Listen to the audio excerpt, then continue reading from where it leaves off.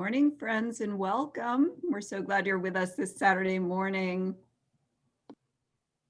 Good morning. Good morning.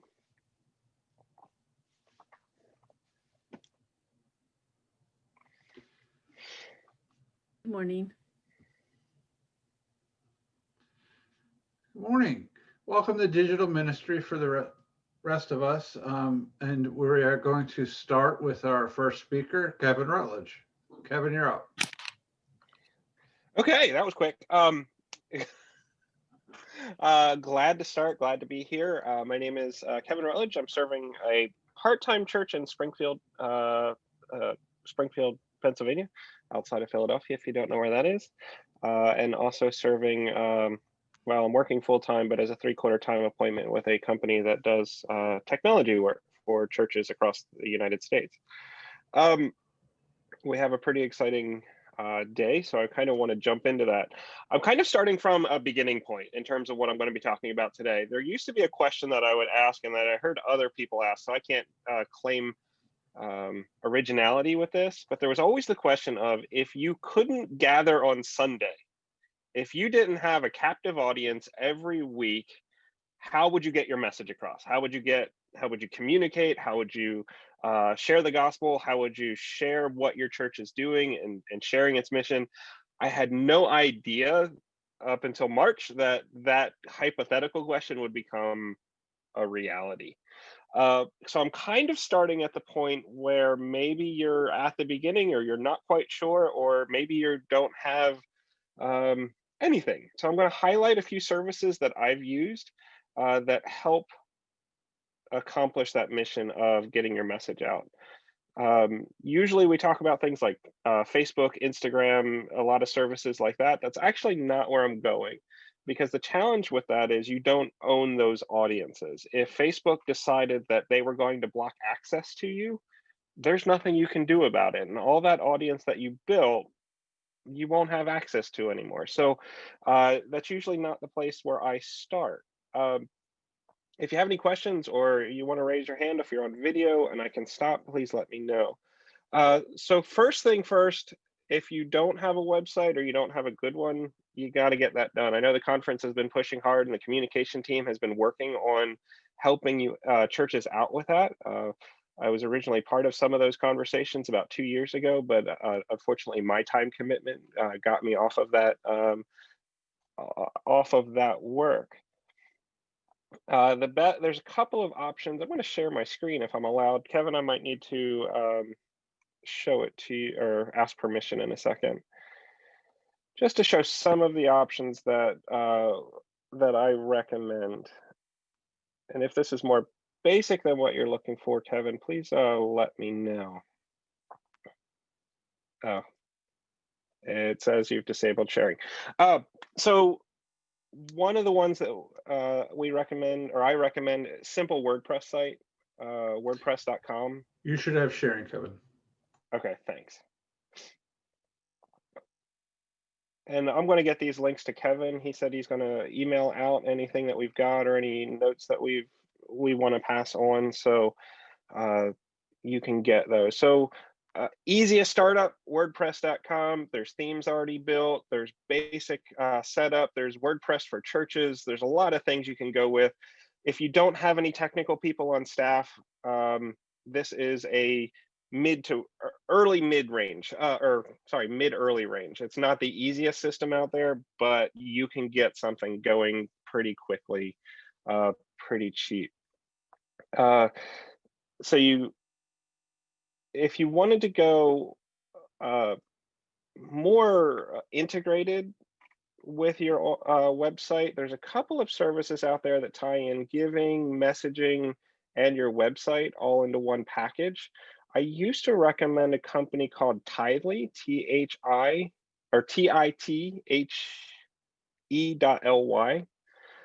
They used to do only online giving, and I recommended them if you were deciding between something like PayPal or something, or nothing at all. I always recommended Tithely because they're cheap. There's no monthly fee for their giving platform. It's only per per transaction, pretty similar to what PayPal would be. So if your church isn't doing online giving, I know there's some conference options out there that we've recommended and you can loop into. But if you're looking for something else, there is Tithely, and they've recently added sites for about $19 a month, text messaging for about $5 a month, and you could even get a church app through them. I don't recommend starting with that just because apps are a nice shiny apple, but they're not as effective as most people think they are in getting to your people. Another one, if you wanted to go more in depth, this one's a lot more expensive than it used to be. It's called Nucleus. This again integrates website giving, and you can get access to their media, but you're looking at about $180 a month for this service, which is a lot higher than it was when I've last looked at it. It's not a bad product. You end up with a pretty easy to manage website, and you end up with integrated giving where with low transaction costs at the exchange of a high monthly cost. So the goal here is to create that for any website, it's to create that central hub where you can send people to. You don't have the sign-up sheets in the back of your church anymore. You don't have the talk to so-and-so very easy anymore. So if you have a place to send people to, that's the way to go. The second thing, so get your website together. That's primary, that's first thing to do. And if you have any questions about that, always feel free to reach out to me, or I know the communications team has been doing, or communications committee has been doing work on that. Get your website there. It's the first people are going to go to, and it's going to serve as your platform for getting your other services out that we're going to be talking about later. It's how people are going to find you for the most part. So get your website together, and then you own your email list. Any email address you collect, that's yours. You can still contact your people. It's not network specific. You can't be cut off from it.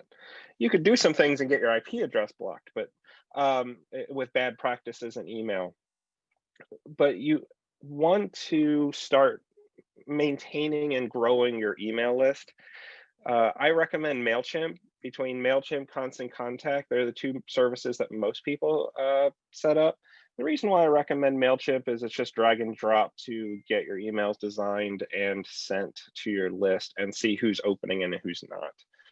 If you want to take a next step up and do texting and messaging and chat bots and that sort of thing, there's Clearstream is a pretty good are fairly reasonable for what they do. You can experiment with them for free. $29 a month, you can do 1,200 messages. You can get keyword subscriptions and things like that. So text so-and-so to this, and you end up, and people can subscribe. And it does email, it does SMS. You can get local numbers. You're not going to get your text, like your 5-digit short code. I've learned in the other work that I do that they cost about 12 grand a year. Some churches get them. Some churches have a hard time justifying 12 grand a year for a 5-digit phone number versus a 10-digit phone number. So that's roughly the cost. So you'll get email or texting available. There is benefits to texting in addition to email. I wouldn't replace it just because your open rate for text messaging is about 97% versus about 25% for email. So if you've got, I know I'm rushing through this, I do want to open it up for questions. So you got your website going, you're building your email list, you're maybe texting people. You need to create content. And the next service I'm going to show is one that I use frequently. Even though I know how to use Photoshop and other image editing software, they're quite complex in how to use them. And Word doesn't, Word art and things like that just don't give you the flexibility that you need. And that's called Canva.com. There is a nonprofit solution, nonprofit pricing for this that you can apply for. This is going to let you build social media posts. There's already templates here that you can start from, or you can start with the basic size that you need for an Instagram post, for a Facebook post. There's posters, flyers, presentations. There's a lot of places to start from, including logos. And so this one I'm going to dive into just a little bit more because it's one that it doesn't take a lot to start up to get immediate results. So say we wanted to do a social media post, and we wanted to do an I don't know, let's do a Facebook post because that's what most churches are still have. So this gives you the basic structure. Sorry, Zoom is in the way. This gives you the size that you need to build something. You can build from templates that already exist. So just dragging it over. When you want to change something, you can highlight the text and I don't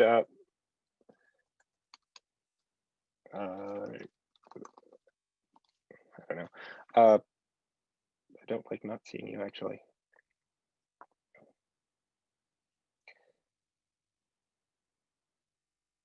Excuse me 1 second.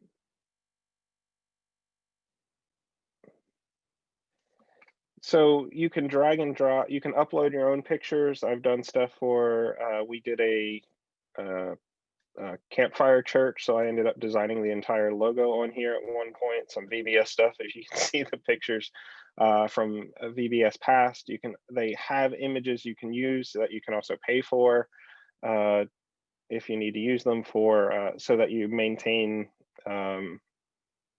licensing and don't break any laws that way. You can add shapes. You can edit the text and as well as change the script, the fonts, that sort of thing. It really does help you produce pretty high quality images and advertisements and things like that very, very quickly. There's also the ability to take the same design and reapply it to multiple so you got Facebook cover and that sort of thing, so you can design it in one place and move on from there like that. Where is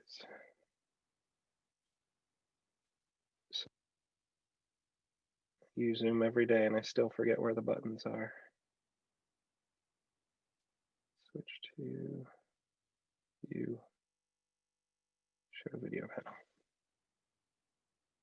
All right, I'm just going to stop sharing. That'll bring you back. So I don't know if that's exactly what you wanted to cover in terms of technology to begin with, but I know that Amy's going to be talking about live streaming versus pre-recording. I have software that I use for that. ScreenFlow is what I use on my Mac just because it's a super easy software to use. I'm a Mac guy, so I kind of have lost track of what's available in PC. So John may be talking about that when he starts talking about DIY streaming. So the streaming aspect of it that I knew those questions had generated a lot of this discussion of having this this technology forum were being covered. And so I wanted to talk about, I didn't want to get into that same mode of thinking that we were before, where our communication was about Sunday morning and that 1 hour on Sunday morning, and that's how we communicated. I wanted to keep broad, at least for this section of, okay, we're still live streaming or we're still creating video messages and that sort of thing. What are we doing the other 167 hours of the week? How are we still connecting with people and doing it in such a way that, like I said, if Facebook decides to cut you out, you still have access to your people. If Instagram decides to cut you out, which is owned by Facebook, so it's kind of redundant. You know what I mean? Social media platforms change. Things that don't change are text messaging, your email, and your website. And that's why I recommend starting there. Having talked nonstop for 15 minutes without actually taking a break and maybe not even answering your own questions. I'd like to open it up to you if you could. Spend the next 15 minutes of my time kind of talking about what you want to talk about in that kind of realm. Okay, Kevin, and the format we use is if people can be respectful and just unmute themselves, and you can interact directly with Kevin. Kevin, I want to thank you so much for covering these other platforms. I really appreciate what you said about text messaging opening rate. And can you explain for folks, so some folks out there might already use text to their members, but for those who aren't, how would they go about? So how does that Mailchimp service or other services work? Could you just sort of give like a real life example of how that plays out in the life of the local church? Sure thing. One of the first things that we usually set up for a church and the company that I'm doing work for is kind of one of the first flows that we set up is like text welcome if you're here. And that works for online, that works for in person. They start from their phone, text the phone number, text welcome to the phone number, and that starts a process, whether it's a form that they can fill out to link the name to the phone number in whatever system you're using, Clearstream or one of the other services. You then say what you want to happen when people fill out the form. You can ask, are you new here? And if they say yes, you can do you build out what happens. One example, Text in Church is another service that does this sort of thing. And they have a monthly, or at least a monthly kind of, this is how you would use us kind of thing, which is, if you don't use their service, it's still handy to sit through because it gives you great examples of churches doing this. But it's still that initial thing. People text in for the first time. It's the first time you capture their number, maybe. You can set up reminders, say midweek, you say, hey, we're glad you checked in on Sunday. Here's what we talked about on Sunday, and here's some ways you can apply it. And you got that email that goes out on Wednesday, and then Saturday or Friday you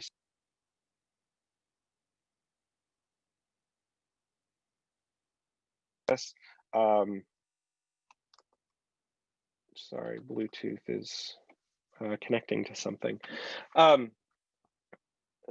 Text in Church talks about a 5-week program, actually, where people start the first one, say they're new here, and it kind of interacts with people in a kind of a bot type fashion, that complete over the next 5 weeks to try to get them from, at that point, it was trying to get them from texting to be in the building, but you need some other metric, some other call to action that you're trying to lead people to. So that's the most common one we set up. It's a way of capturing who's watching, how many people are watching with them, starting to get better information. And then following up with people. Prayer requests is a common one we set up as well. Text a prayer to this number and it kind of responds with how can we pray for you? That's a bit of an automated response there, but when they reply, it gets sent to either pastors or prayer team or something like that to be in prayer for them. And then what you do with that is up to you, but it starts that conversation of, hey, we're a praying church and we want to pray for you. So if you have something, you may not be able to share it because you're either watching something pre-recorded or there's not chat enabled or something like that, and you're not in person, but we're still a community together and we pray together and we want to make sure that you're cared for. So feel free to share your prayer requests. Depending on the giving platform, that's usually a common one as well. Text give to this number and kind of initiate some kind of giving. They're the 3 most common that we start with, but after that, it expands from there. One church I worked with, for their sermons, they would kind of set up a keyword.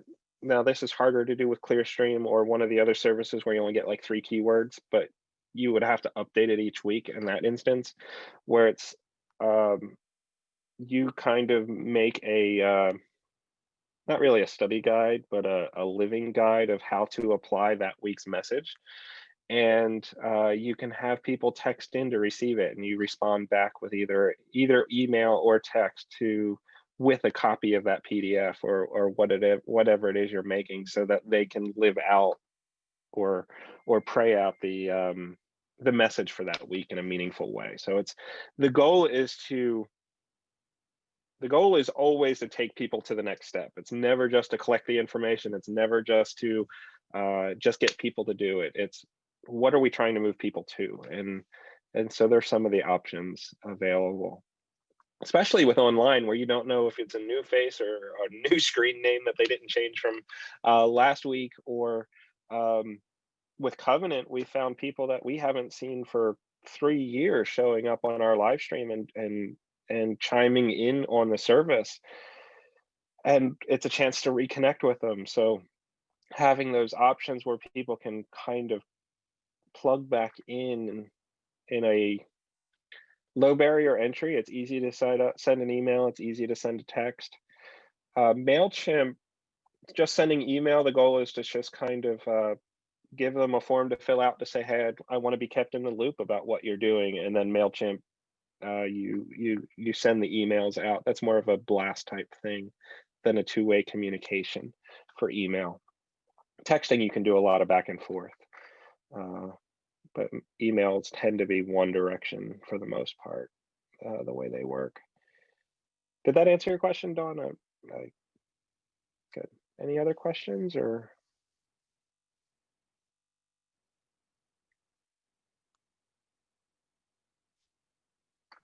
Hey, Kevin, we use Tidely in our church, and it works really well. We get,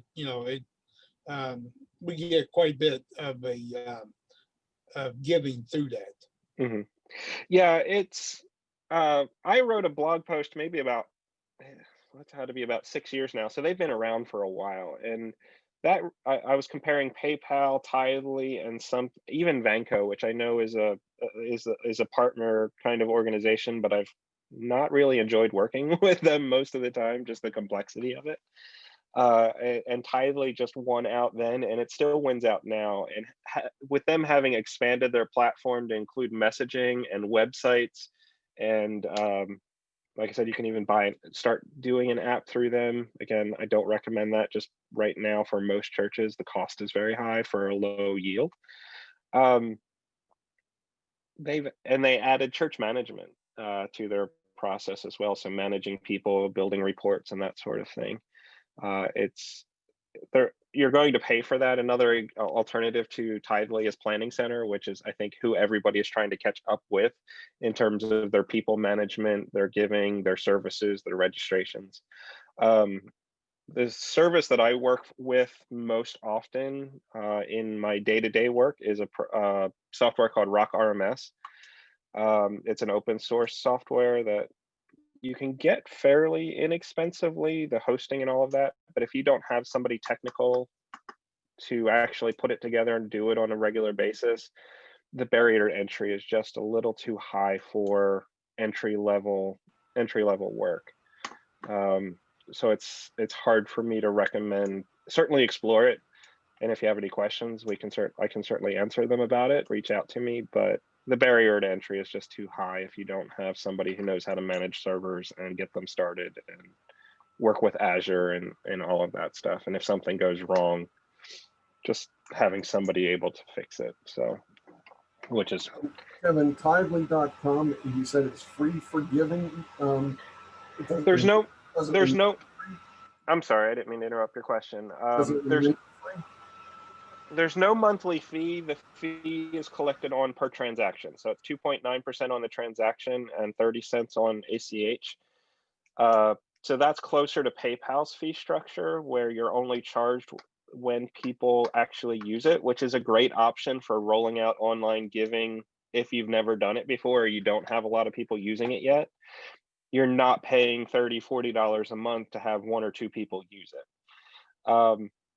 Eventually, that fee structure, depending on how often people start using it and how much money you start collecting through it, that fee structure starts flipping on its head and you might want to reevaluate. But if you're just getting started or you only expect a couple of people to use it a week, it's a great way to get started. And the app itself, or the web app itself, the form and that sort of thing, the managing funds, all of that stuff is really high quality on the inside.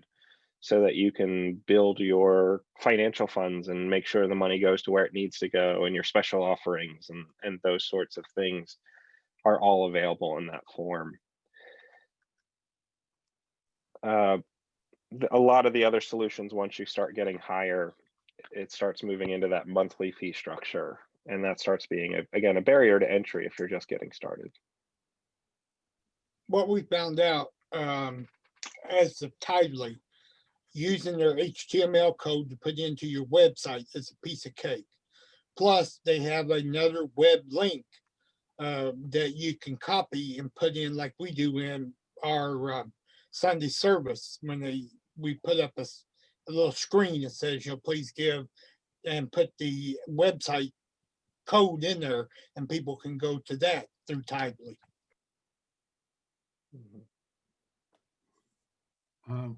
Question, Kevin, with Tidely, I know at least one church, my church, others invite givers to pay that transaction fee to add it into the offering, which I do. Is that recommended, and is there any research on how often that's accepted? More and more services are rolling that out, and more services are asking for it in Rock, which I normally work with. So most of the churches that I'm working with, they're not seeing a downside to it because it's not required. There are some services that we've integrated with that you can make it the default of yes, and it's just added on at the end, and they can uncheck it. I'm not a big fan of that. I'd rather ask for people to consider doing it and the justification why, rather than making it automatic. But it's more and more common. That Nucleus site that I had mentioned, the giving in Rebel Give, I think, is the service that they integrate with or have developed. They have it available as well. I don't see any downside to asking. And as long as people understand why you're asking, people may not realize that almost 3% of their gift is going to the processing company that's handling your transaction, and they may think that the whole they're getting credit for the whole thing in terms of their tax write-off, but they may not realize that 3% is going elsewhere. Which I think is the big reason a lot of churches have balked in the past at online giving, but now that we're not able to easily just pass a plate, it's kind of becoming a requirement in having an online giving option. It was always where we were heading before. Now, like all things 2020, it's accelerated the pace at which churches have to catch up or have to move into some of these future current technologies and to still keep functioning. And so I don't envy any church that has to do a website and and all of these things at once, but it's kind of forced us to remove some of the reasons why we didn't do it before. And I've been a part of those churches, so I do understand the reasoning and the thinking. 3% is a lot to give up when you're holding on by the skin of your teeth, but it's an opportunity cost by not doing it, and that's what most studies have found, that the fee, that even if they're willing to pay the fee, then it's nothing to you. It doesn't cost you anything. But even if they're not, you're more likely to get more money even after the fee, more money offered after the fee than you would have gotten if you didn't do it to begin with. Okay, thank you, Kevin. And what Kevin talked about, we're probably going to do some follow-up trainings with different webinars on each of those separate areas. So we'll be in touch. I'm going to create an email group based on the attendance of this, so we can get that information out to you and follow up in the areas that Kevin talked about. But right now we're going to switch over to Amy Banka. And Amy, if you could introduce yourself and start your talk. So I'm Amy Banka. I'm serving Hopewell United Methodist Church in my 7th year. Feels like a long time. And I just want to really echo something that Kevin said, is that we were discussing some of the technologies that we're using this year, many years ago, and we just got bogged down in day-to-day ministry, as all of you did. And we just put it off. And this year has given us great opportunity. We're really viewing it that way, to stop putting things off that we always knew that we really had to pay attention to, and to get good at things that were really going to help advance the mission of the church. So one of the things that, well, I just wanted to say, this isn't technically part of my talk, but one of the notification systems that we use is called dialmycalls.com. And that enables us not just to send text messages, but 2-minute messages, audio messages. So we use that for weekly devotions. We use that to notify people of any COVID related changes. I just recorded something for Sunday that's going to go out that just says, you're doing great, keep going, you know. So I just wanted to offer that to you as well, especially for if you're serving churches where folks might not have access to or comfortability with internet and text messaging. That's been a great resource for us. And in fact, we have a lot of homebound folks who look forward every week to getting that call on Thursdays as an encouragement. And they say to me when they see me, I'm so glad you called me. And I totally forget that I even sent that out. But you know, we can incorporate many different voices. We get good at saying what needs to be said in 2 minutes and under. And it allows us to remain in conversation with folks, record way ahead of time, schedule things. So that's a really great resource that I would recommend, especially to congregations with an older population. It's dialmycalls.com. And it's pretty reasonable. I can't tell you how much it is off the top of my head. And I wasn't really planning to say that, but it just No, you sparked that thought in me. So one of the things that we had to decide early on was about live streaming. And in March, you know, we were all taken by surprise. We thought that we were going to close for about 2 weeks. You know, we were pretty optimistic. We can handle this. We can do Facebook Live. We can figure out live streaming. We didn't have any of that equipment properly installed in our sanctuary. And so we started out, and what we learned right away, and I'm just making a statement that is true for Hopewell. I don't assume that this is going to be true for all of you, or maybe even any of you. But what we decided was that live stream was not going to be the platform that we were going to put the most amount of energy into. We found it, especially early on, when all churches were using Facebook Live and crashing the system. We found it to be extraordinarily unreliable. We didn't have the necessary Wi-Fi to avoid those kinds of crashes. And so we found that we would be planning worship and we would be ready to go, and the whole system would go down and we would lose people. So we found it to be pretty unreliable. At the same time, our sanctuary is built in such a way that there's this gorgeous and huge stained glass at the front of the sanctuary. And at the time of live streaming, the light that comes in there actually makes it almost impossible to see.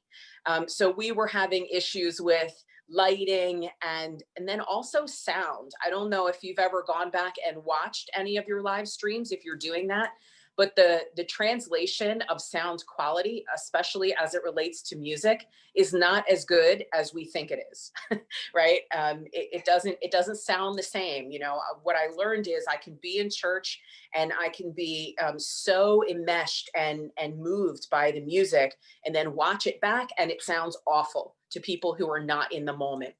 And so those were some of the things that we really started troubleshooting, and we quickly decided that we were going to pre-record our worship, which, by the way, made things a lot more difficult for us in terms of our weekly workload. So in the beginning, it took us approximately 30 to 40 hours a week to produce a 40-minute worship service. That sounds like a lot. So sorry, one of my tech people is on at the moment and texting me. So her message is coming through and I'm trying to say, what does she want me to say? But I'll just turn it over to her in a second, because it'll throw me off, Deb.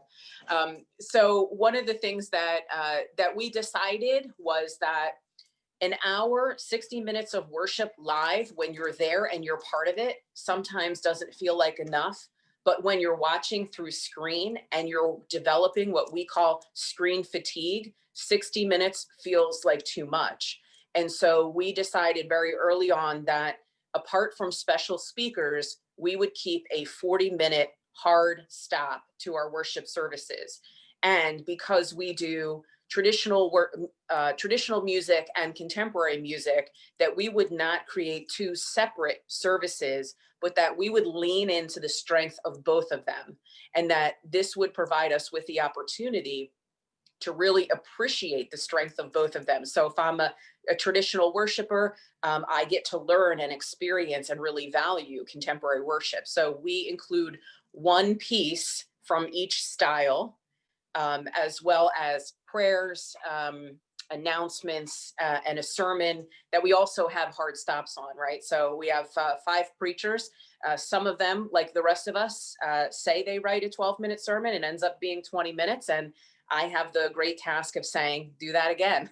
Let's keep it. We have to be more discerning about our time, because people are fatigued and they are getting information coming to them from every which way. And we don't want to be counted out because we're not thinking about those kinds of needs that they're developing more and more across time. One of the things that we learned as soon as we went to pre-recorded worship was that people's engagement was really, really high. So because the quality was better, we saw more people watching it, and then we saw more people sharing it. They looked forward to worship, they were sharing it with friends, and then we started to actually, as Kevin alluded to, create a base of new worshipers who were meeting us for the first time in the pandemic. I actually just joined 2 of them to the church this week, right? So people, the church members found real victory in our ability to create meaningful, quality worship. They found joy in it, and I think they take pride in it, and they share it widely with other people. And I've seen Sunday to Sunday, people showing me pictures of their families all gathered around watching it and sharing that as well. Pre-recording allowed us to also change our location, right? So if you're live streaming, then you can only live stream in the area that is equipped to do that. But what we found is that people had real needs that we wanted to attend to by switching up where we were and how we were doing things. So for example, at Easter time, we thought it was really important for us to record in the Bower Chapel, the most amount of people missing that space and wanting to be in church. In the summertime, though, we went outside. We started recording at our labyrinth, in our amphitheater. I recorded sermons in an apple orchard, Longwood Gardens, a local park, the roof of our church, right? And I started getting emails from people like, Amy, have you thought about recording here?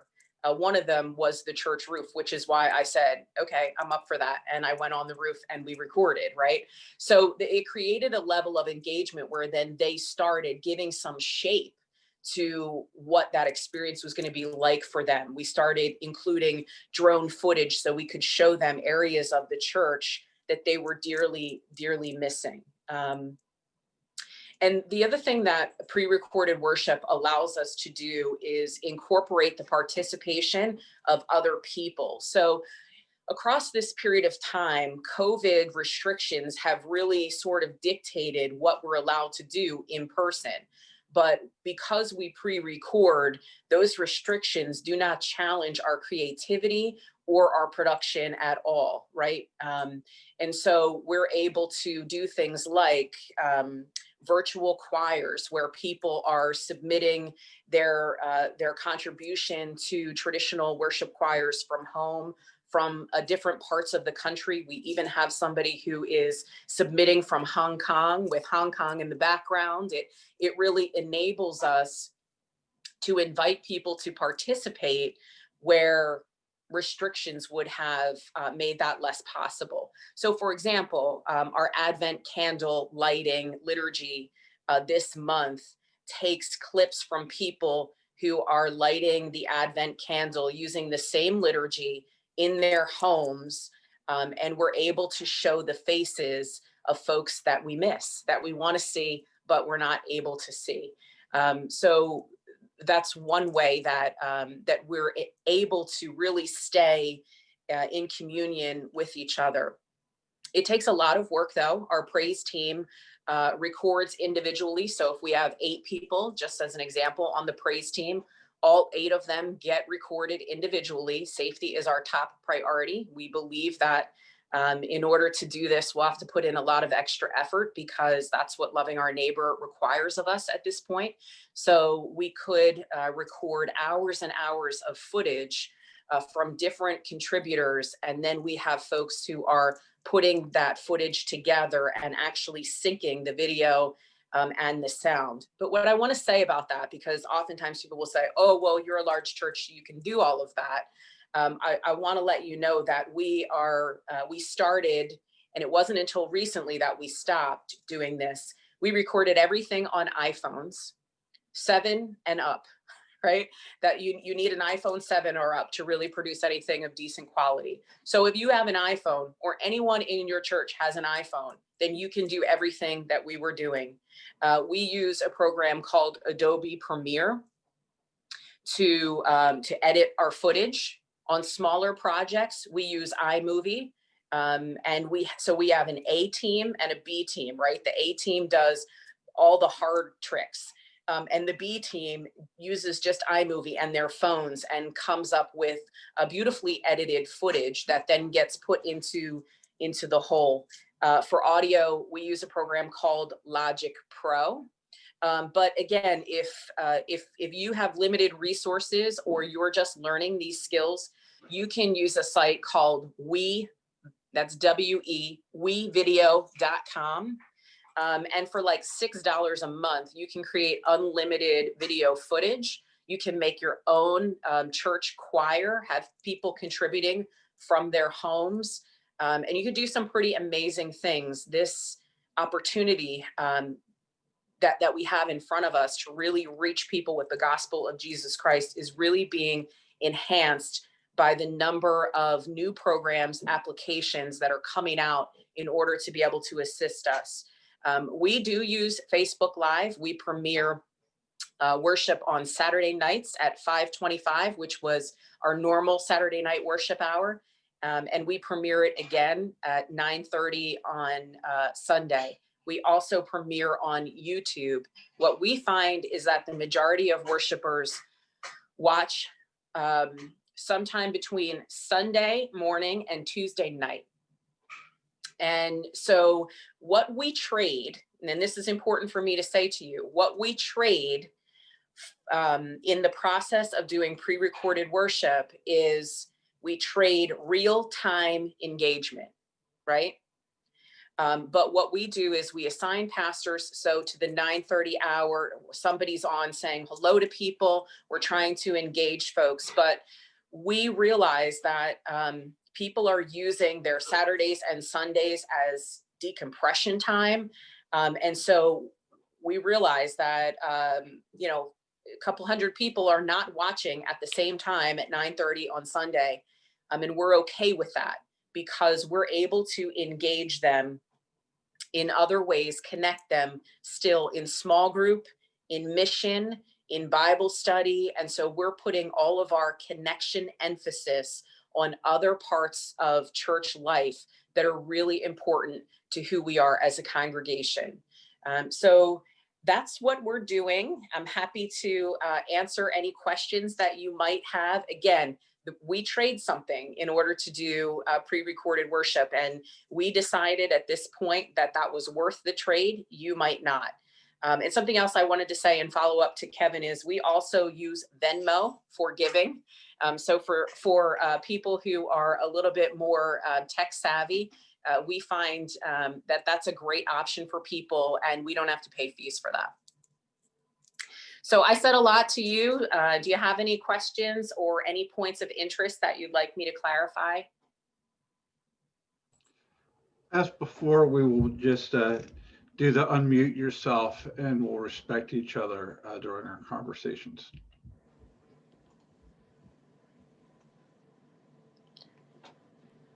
Amy, I love your pre-recorded worship. I've watched it. And can you share with this team something I've loved that you've done?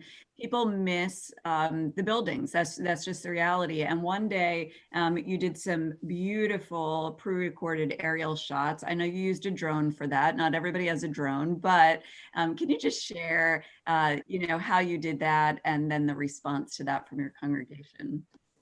Sure. So we have, I didn't do that. I want to say that's really important. I am a creative driver of what happens. So I say, here's what I think should happen. And then I entrust that to people who know more than I know. So we have someone who has drone capabilities. He came and recorded our entire property. And we showed that as a prelude to worship. We got so much feedback. It was like a balm for people that day. They had just missed being in the building so much that our ability to show them what they missed. And we weren't sure, Dawn, if that was going to be a point of pain or a point of healing. And I think it maybe it had that effect differently on different people, but we got such good feedback for that people just wanted to be there. So showing them, giving them that feeling of nostalgia was actually really helpful. And we've done that in other ways as well. So without using the drone footage, as I said, because we pre-record, we can move all of our recording equipment, which by the way, is like a laptop and a couple microphones. We're not talking about, huge production here. We've recorded in different parts of the sanctuary to continue to show them the spaces that they love so much and have connection with. We've asked them to do prayer walks with us through the moving from one space to another, so that they could have eyes and prayers on the building as well. Amy, I just want to say thank you, because my experience trying to live stream is exactly what yours was. And we gave it up for the exact same reasons after having spent literally 2 or 3 days struggling with sound. And it's really good to hear that it wasn't us. And throughout this whole thing, that's been good to hear. One thing I would say is that we haven't limited the process that you outlined just to ourselves.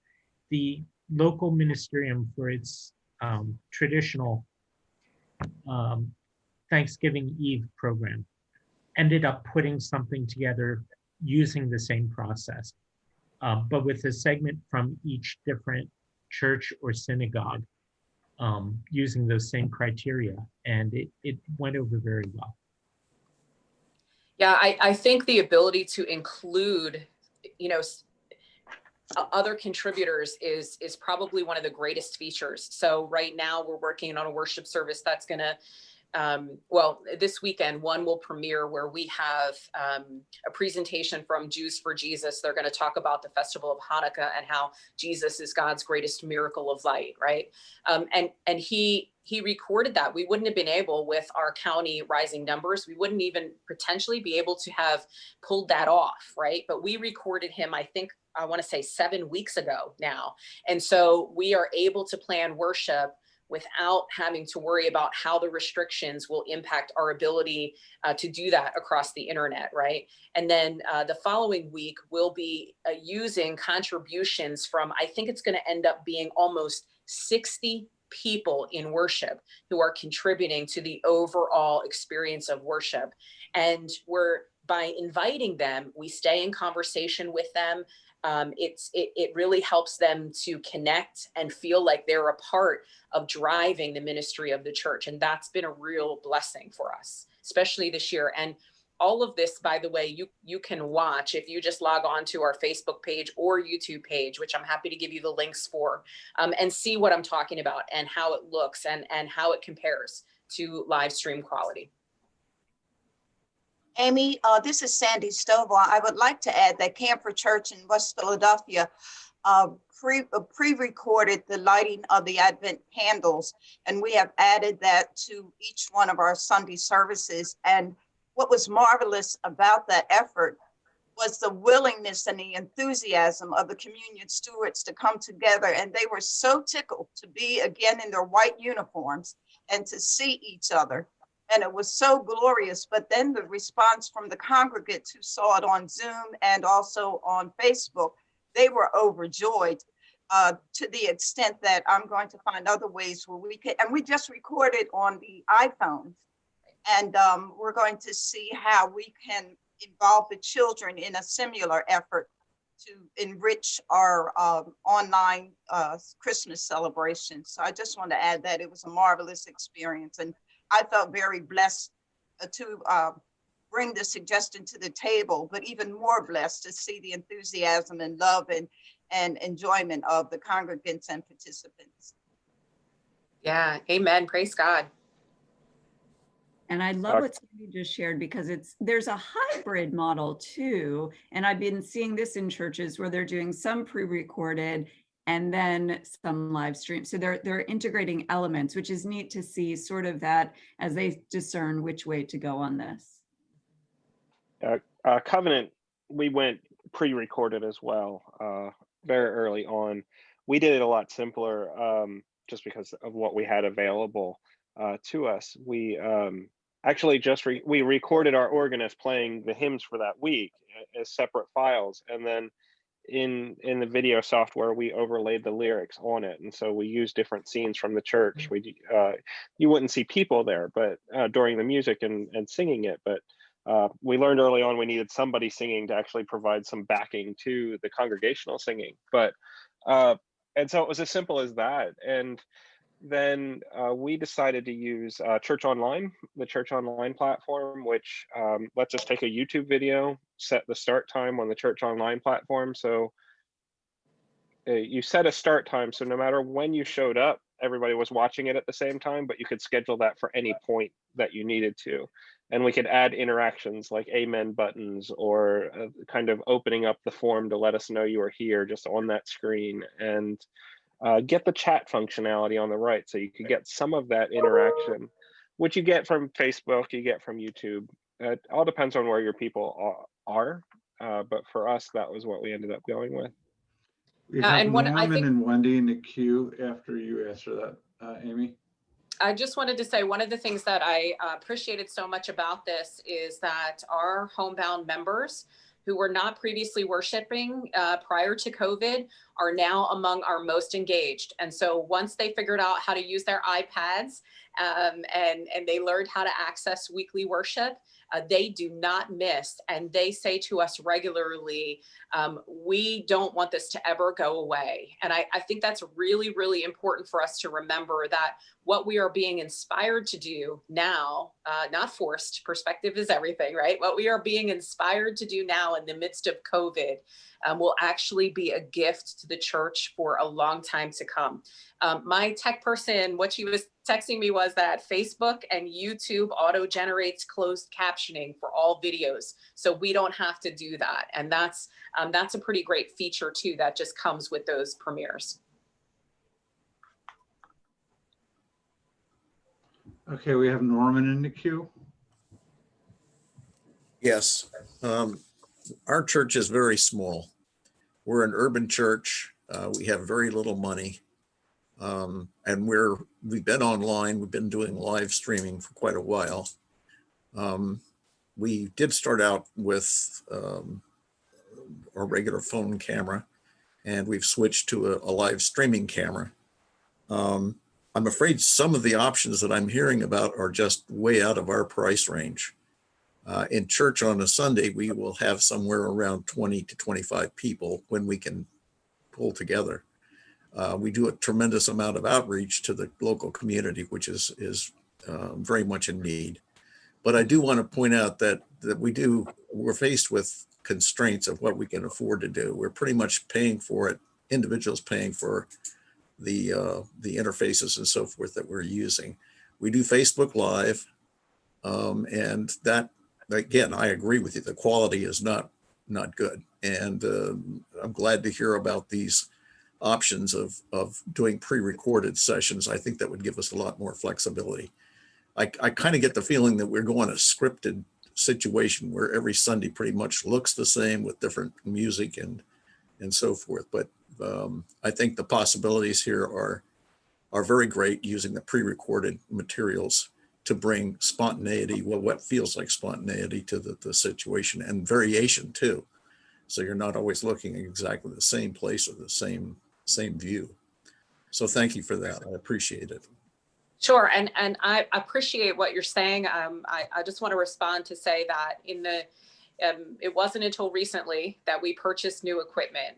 So we use the iPhones of our members, as well as iMovie, and we already had Adobe Premiere. So that was a resource that we already had. I want you to know, I appreciate where you're coming from. And we did all of this through a spending freeze. So we actually spent, I'm being honest, we actually spent no money until recently. And so I appreciate that we're all in a very unique position financially. It's not just the small churches that are in that position. Believe me when I tell you that. People always think it's greener on the other side, but that's not always the case. So you can, if any of your members have iPhones or iMovie on their iPads, you can do everything that I was talking about for no money. And I'd be happy, Norm, to give you some more information or to connect you with some folks in our church to show you how to do those things if you're interested. Thank you very much. Our final question will be from Wendy, and then closing comments from Amy. I actually have two, hopefully short questions. They have to do with both with technology. The one is when you record on your iPhone, do you use an external microphone or do you use the microphone on the iPhone? And then the other one had to do with WeVideo. You mentioned being able to use choirs or to use multiple voices on WeVideo. I've used it for other things, but I've never tried multiple voices or music. So. Yeah, those are great questions. Wendy, we do both with the microphone. So if sometimes even our microphones don't work as we want. So we try to use external microphones. That obviously increases the sound quality, and that goes through our laptop, but we're mostly using a lavalier mic when we do that. But sometimes for smaller productions, we don't, or we've been able to purchase a pretty inexpensive Bluetooth microphone that hooks up to an iPhone, and that takes the sound right into the iPhone itself. And so I'm not sure exactly how much that is, but I want to say it's like $50 or under. It's not you don't need a lot, is my point, in order to do this. Your question about WeVideo is a good one. I can't answer that. I just learned about this resource this week and I haven't used it, but one of the CSMs or CLMs at Hopewell, who's providing pulpit supply for another congregation, has been using this for that congregation and just started creating virtual choirs with it. So if you have questions, you can email me and I'll hook you up with him and he can give you a little bit of a tutorial. Great, thank you very much. Sure. Thank you, Amy. We're going to be closing out Amy's segment and moving over to John Maddox with Do-It-Yourself live streaming. John? How y'all doing? I'm John Maddox. I'm with Linwood Heights United Methodist Church. I'm the tech supervisor. What we're going to talk about today is about the Mevo camera. Now, we're not soliciting or anything like that. What we found in the streaming is that the Mevo camera works unbelievable. It has a built-in boom mic. We use the Mevo Plus. They have what is called the Mevo Start now, but the Mevo Plus has a 2-hour battery with it, but you can purchase a 8-hour battery to go with it, which in turn you can hook in to the internet through a router, which will give you better data. You know, everybody's talking about the sound quality, the video quality, and stuff like this. Well, if you're using the camera, you can use it in 1080p, which gives you unbelievable video quality. You can go down as far as 720 to record, which will save data. There is a number of ways you can do it. We did stream outside with it, It will go different places.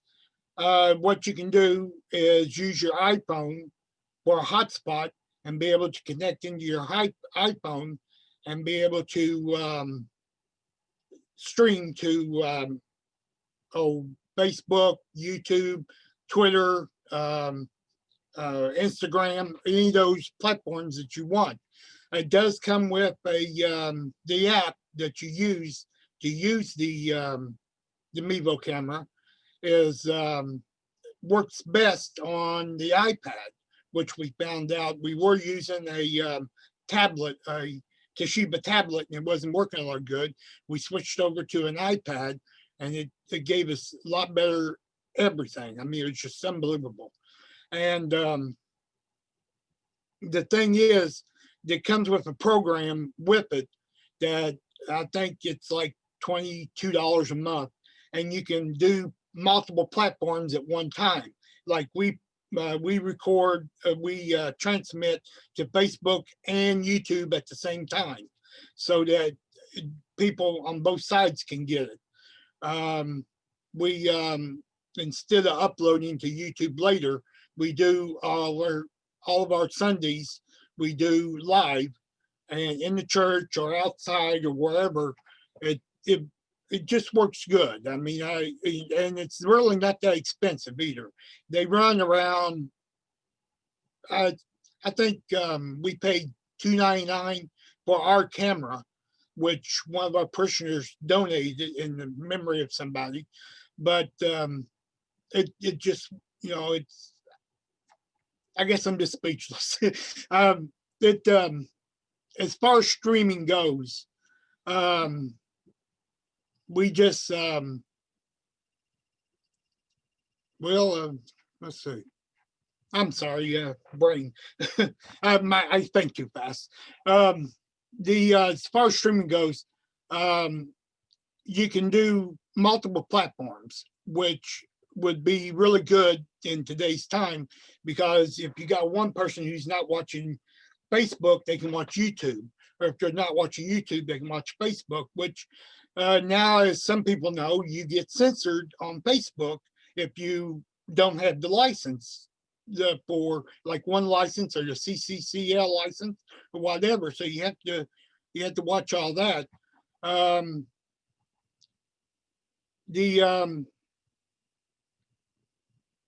No, let's see. I'm sorry. The pastor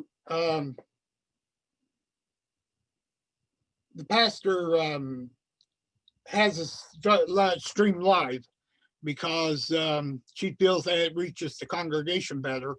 We did do a Thanksgiving service where we recorded everything and we put it together, which we used, I think it was Wondershare, to put everything together, and we uploaded it so that it would premiere at 8 o'clock on Thanksgiving Eve.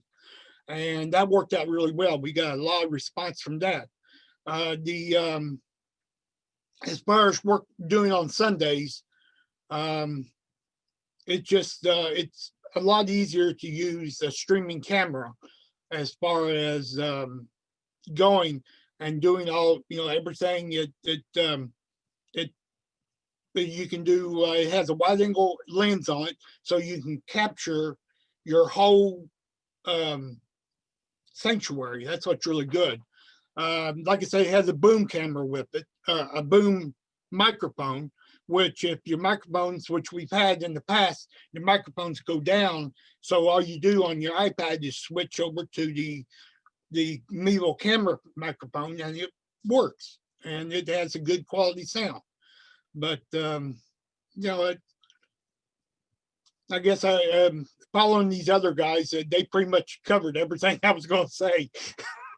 but as far as streaming, the iPhone is good if you don't have much money in your church, like some churches don't. The iPhone is perfect. You can literally you can put your app, put your Facebook app on the iPhone and be able to stream live to Facebook from your iPhone. What I'd recommend is get a stand to put your iPhone on, because, you know, for 60 minutes, you can't stand there and hold your iPhone up. But it put on a stand, and definitely, you know, there's multiple ways you can do it. I mean, we researched everything. We found out that the Mevo camera is the best way to go as far as price wise and the understanding of the app. The app is called Mevo 2, and it's an awesome app. You can literally put let's see, you can put the app has places where you can put in slides. You can do slides. But the problem is they are PDF slides, and you have to upload them. What we do it here on the computer. We upload through the iCloud into the camera, and then after you do that, you just, when you're streaming, you just click on and the slides pop up, and it's really nice the way it way it goes, and but it's really, you know, it's really a good camera, and but my wife just said, for those who can at home can follow the words to the hymns, that the pastor felt that they needed to see the words to the hymns while they're playing in the background, and it really works out. It really works out really well. But you have to forgive me. I don't speak too often. I'm always behind the camera, so I'm really nervous. But yeah, but if you have any questions, you can ask him. I mean, I'm easy to answer questions, but talking is a little jittery. John, you did a beautiful job, and you've helped support so many of our churches as they've tried to figure out what to purchase and how to operate cameras. We are blessed by your presence today. I'll turn it to Kevin as he asks for questions. And again, we'll use the open forum. Just please unmute yourself, be respectful of other participants, and we will trust the process.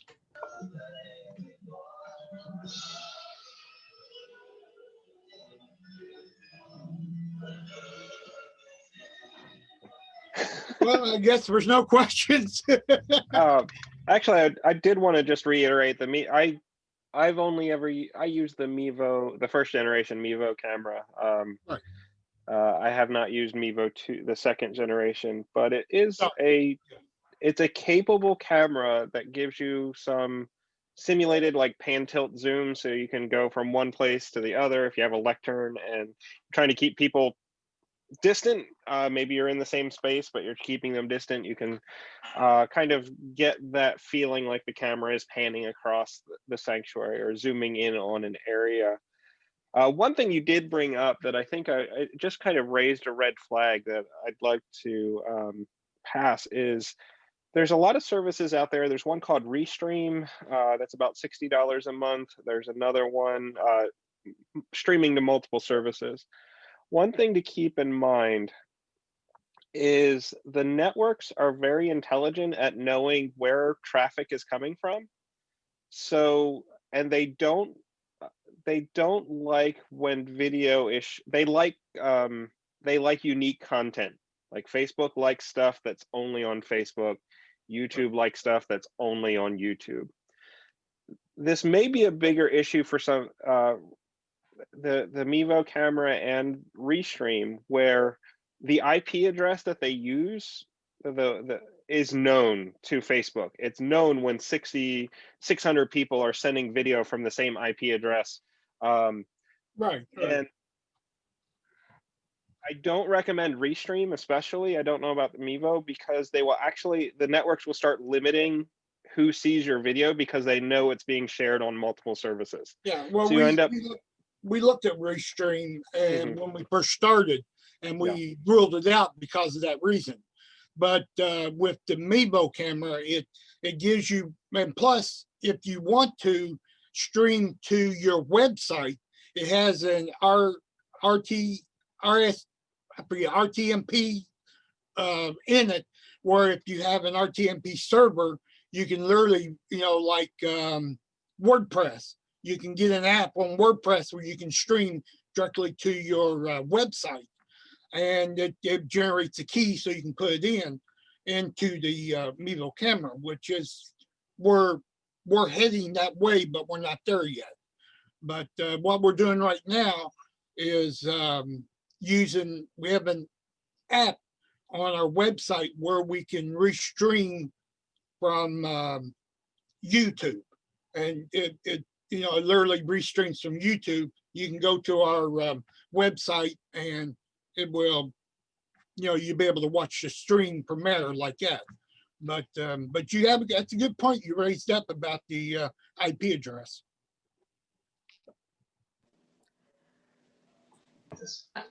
I'd like to also offer another capability for people who might be recording anything, whether it's services or any kind of communications. And this is a device that allows you to kind of stabilize your camera. It's called a gimbal. Does everybody know what that is?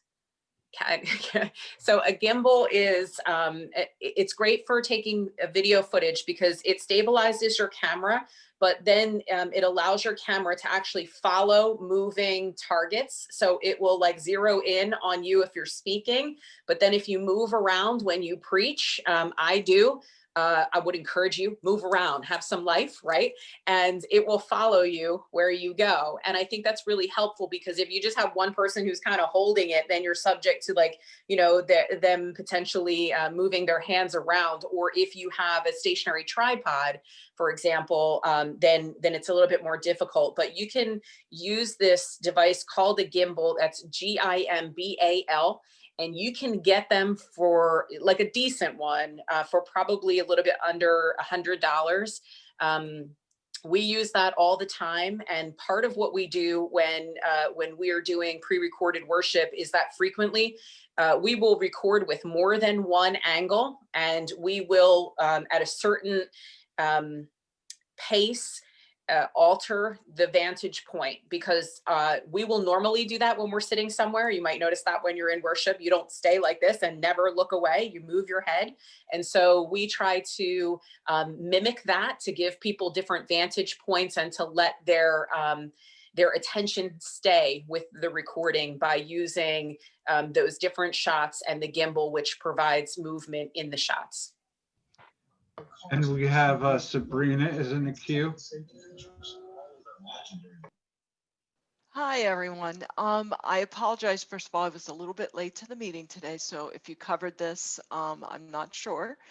But licensing, how do you communicate your licensing out in these different formats, whether it be recorded or live, so that you're not bumping up against copyright? What we do as licensing, we have a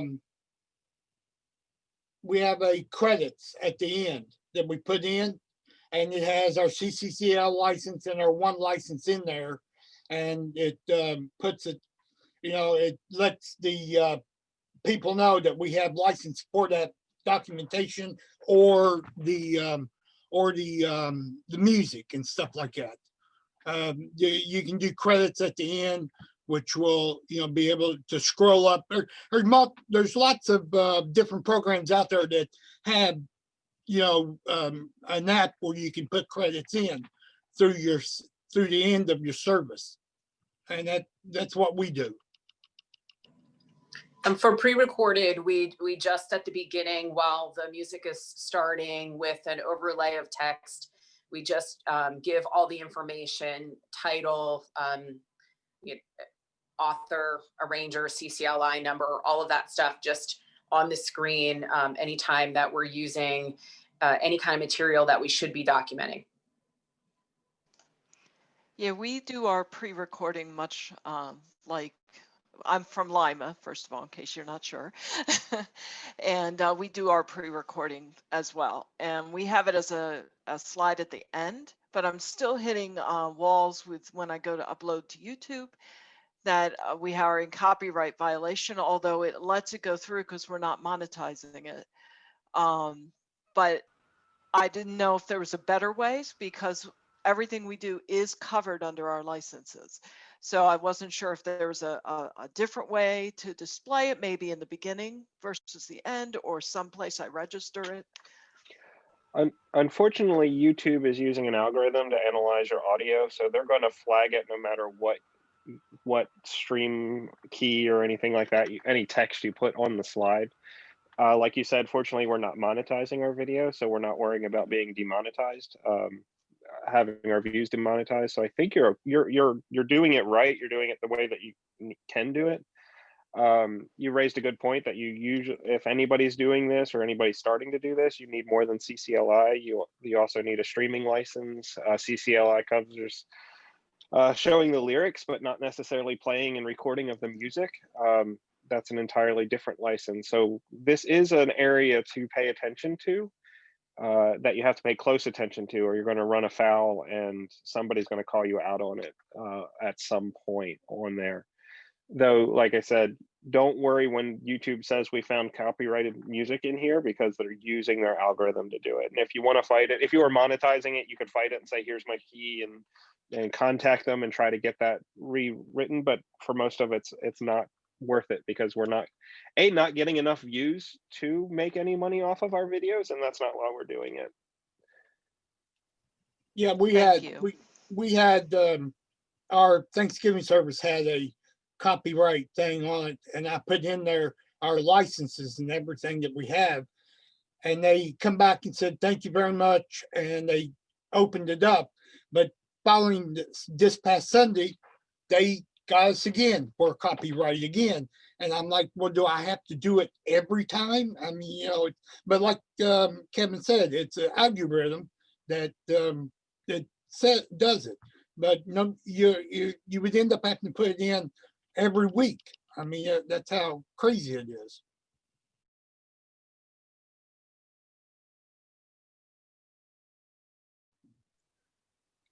We put it in the description of the YouTube video every week. So every recording has the license right there in the text describing the video.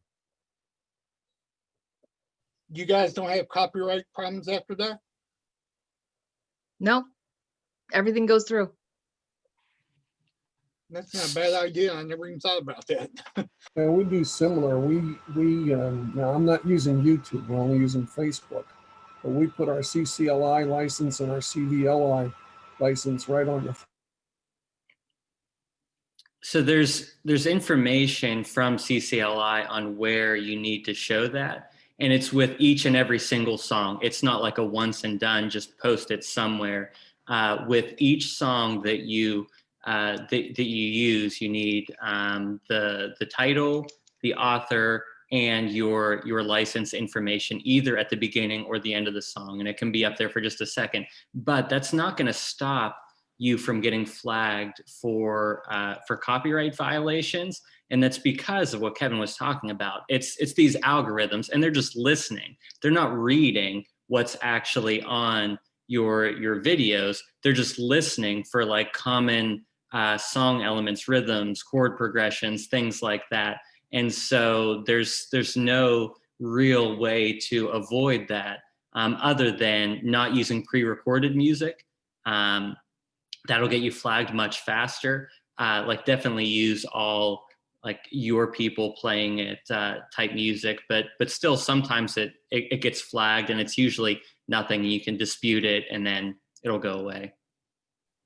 If you're curious to see how it works, there's an app called Shazam that you can install on your iPhone. It lets you essentially hold it up to a speaker or just press the button, and it will detect whatever song you happen to be listening to, as long as it's been like from a CD pre-recorded. It doesn't do live music, which speaks to what you just said. It's the same basic process that that Facebook and YouTube are using to identify music that's copyrighted.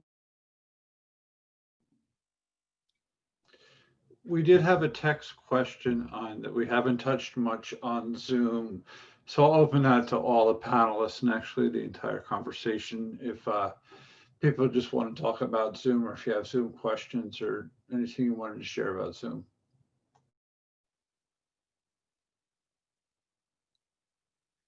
I have a question about Zoom. Are there equipment limitations for the people who want to participate in Zoom sessions? I mean, do you have to have the most modern computer out there in order to access Zoom, or because that's been a thorn in my side. I've been trying to do my Bible studies that way, and I can't get everybody on Zoom. They're having all kinds of issues I don't know how to address. So, what are equipment issues? So, I mean, like, one of the nice things about Zoom is that as long as they can make a long distance phone call, they don't even need a computer or a tablet or a smartphone.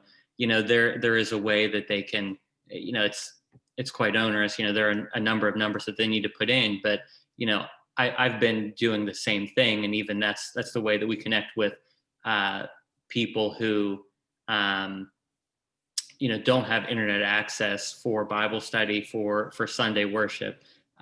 We do it through the call-in option. And so, yeah, I mean, like, technically there's no requirements to your hardware and whatnot, but the requirements become like, well, do they want to see the video? Okay, well, then they've got to have that capability. And do they want to be able to speak during the session? And if so, they need to have like a microphone in their computer or in their iPad or iPhone or whatever, in order to do that. And an internal one is probably fine, but, you know, it just depends on their level of participation. Like I said, I've got people calling in on landlines. Yeah. So it's a possibility.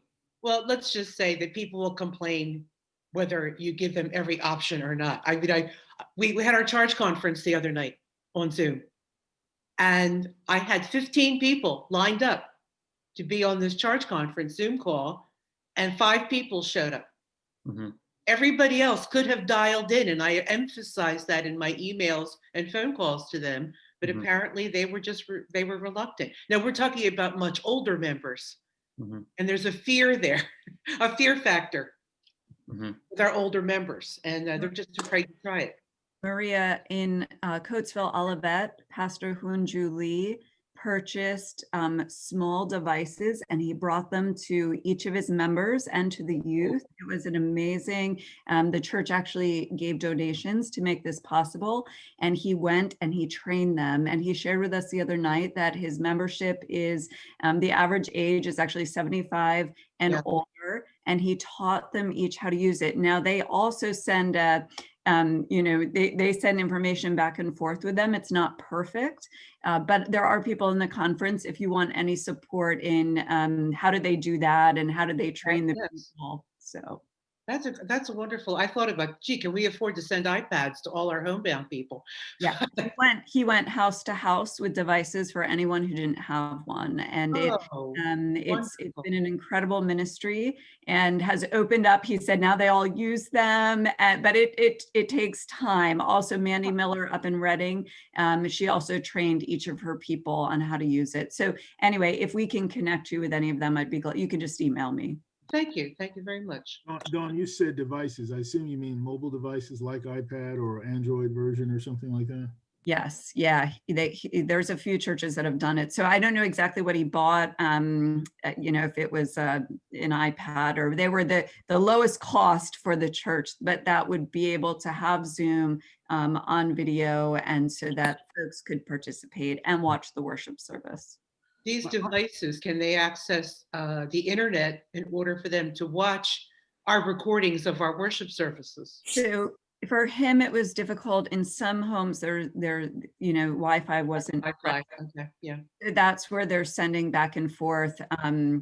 You know, disk isn't the right word, but a small. Kevin Rutledge will help me out on what that is. But anyway, they send it back and forth. They literally are mailing it back and forth, is what they do for people who don't have Wi-Fi access. Okay.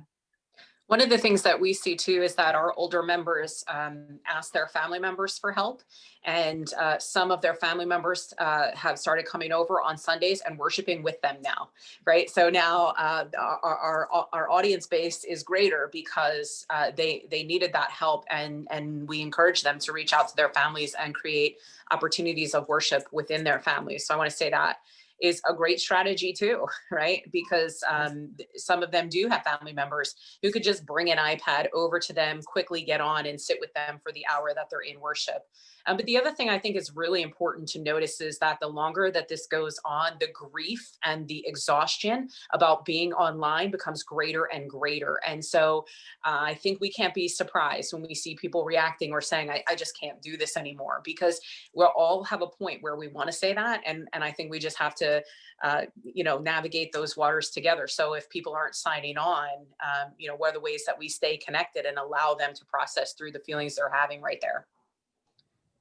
And we have a question on the text with OBS. I do believe that Wayne uses OBS. So we can follow up on that separately. So thank you for that question via the text. At Covenant, we're moving towards using ProPresenter 7 has a live streaming feature now. Where even if we end up just recording to the pre-recording what's coming out of ProPresenter, it'll let us do our slides, our announcement slides, add a countdown a lot easier, overlay lyrics and that sort of thing to a recorded video.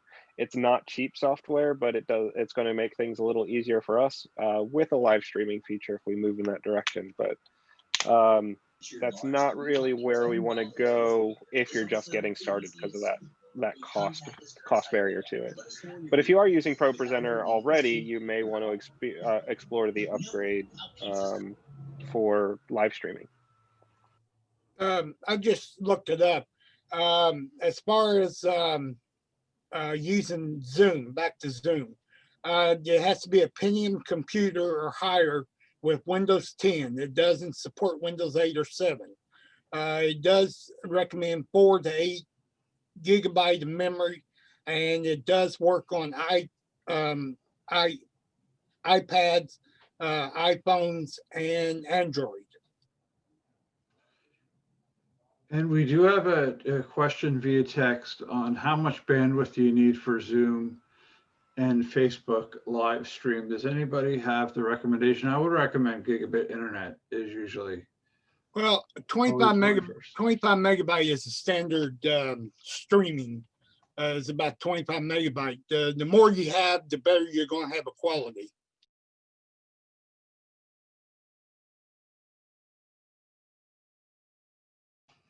Okay. Remember, if you're streaming to multiple places at once through multiple services at once, that's going to be additive as well. If I may, I have a question for Amy. Amy, you talked about using a gimbal. We use a tripod now, and of course it's jumpy. Can you buy a gimbal to attach to a tripod, or do you need a separate gimbal? I'm not familiar with this at all. Yeah, I'm certain that it comes with a handheld stand that I think you can just unscrew and then screw it to a tripod. But I think it depends on the one you purchase, actually. Thank you. Mm-hmm. James Duckett, did you have a question? I comment. I have to go back to what Norman said earlier about being a small church with an older congregation, and we're talking about bandwidth and high-tech options. I have 4 or 5 congregants who use a landline. That is their only means. And since March, they have been faithfully coming in every Sunday. They have no computers, they have no iPads. I'm the IT guy, and I am not savvy whatsoever, but they have been faithful, and Zoom has been a blessing to us. Kevin Babcock a while ago put out a tutorial for Zoom, and that has saved me a great deal of aggravation and so forth. But the members who are elderly and pick the phone up off the wall and call in have been very faithful to our services on each and every Sunday. Amen. And I think that just highlights the need to be able to be on multiple platforms and to remember that not everybody has technology. And actually, we need to remember that the phone is a valid communication technology. And how do we incorporate that? So we're going to end on that note. I'm going to get all of this posted and transcribed and put up on our email list, as well as made available through the conference. So I wanted to thank, yes. But I mean, before you hang up, Greg and Pink, don't you use some kind of call-in system if folks don't use that? What do you use that allows people, especially if we face greater restrictions, that will allow people to call in and listen from their home to whatever's happening in worship? Yeah, that it's just Zoom. What one of our colleagues was just talking about, I believe the same thing. You know, whenever you get a Zoom link for your service or your Bible study or whatever, there's there's a link that you can click on, but also in the invitation there are phone numbers that you can call in, and they've got to call like an out of the area phone number and then enter like a meeting ID and then a passcode. And you can call into a Zoom meeting that way. And so okay. If you're asking specifically about worship, just to kind of underscore that last point that Kevin was making, we're doing multiple platforms. We are at 7:30 a.m. We're doing a Zoom service only for the people who only have a telephone that can only call in. And so they call in at 7:30 a.m. Then at 9 a.m. and 11 a.m. we've got or 10:30 a.m., whatever it is, we've got our Facebook pre-recorded services, and we've also got services in the building at that time. And so, yeah, we got it all going on, and I think that's the way you gotta hit people, wherever they are, whether that's Facebook, whether that's Zoom, whether that's landline, whether that's whatever it might be.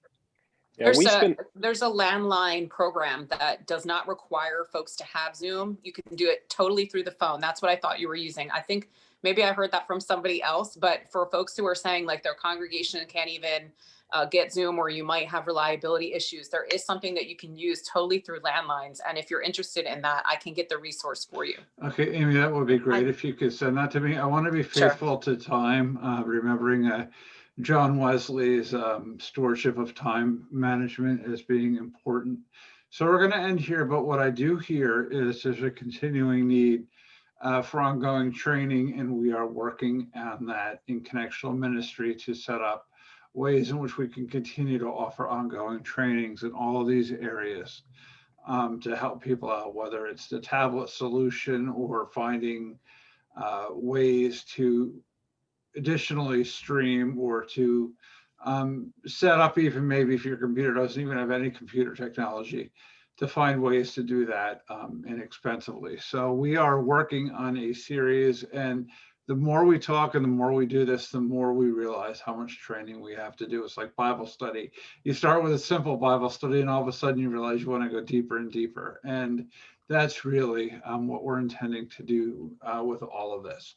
So I want to thank our panelists for being wonderful, all of our wonderful participants.